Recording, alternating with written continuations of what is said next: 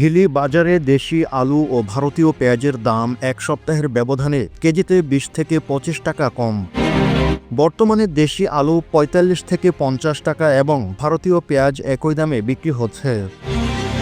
গত সপ্তাহে দেশি আলু ও ভারতীয় পেঁয়াজের দাম ছিল ৭০ টাকা কেজি। সরবরাহ বৃদ্ধির কারণে এ দাম নিম্নমুখী। বাজারে আলু কিনতে আসা ক্রেতা আব্দুর রহমান গণমাধ্যমকে বলেন, নতুন দেশি আলুর দাম এক সপ্তাহে কেজিতে ২০ থেকে ২৫ টাকা কম, তবে ২০ টাকার নিচে নামলে ক্রেতাদের জন্য ভালো হতো।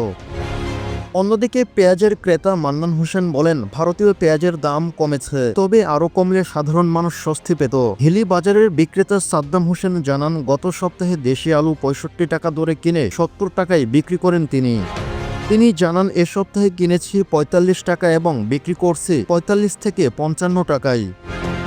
ভারতীয় পেঁয়াজের ক্ষেত্রে একই রকম পরিবর্তন হয়। হিলি কাস্টমস সূত্র জানায়, গত মঙ্গলবার হিলি বন্দর দিয়ে ৩১টি ট্রাকে প্রায় ৯১৯ মেট্রিক টন ভারতীয় পেঁয়াজ আমদানি করা হয়, তবে আলু আমদানি এখনও বন্ধ রয়েছে। বাজারে সরবরাহ বৃদ্ধি পেয়ে যাবার কারণে পেঁয়াজ ও আলুর দাম কমায় ক্রেতাদের মধ্যে কিছুটা স্বস্তি ফিরে, তবে আরও কমার আশায় রয়েছে সাধারণ মানুষ।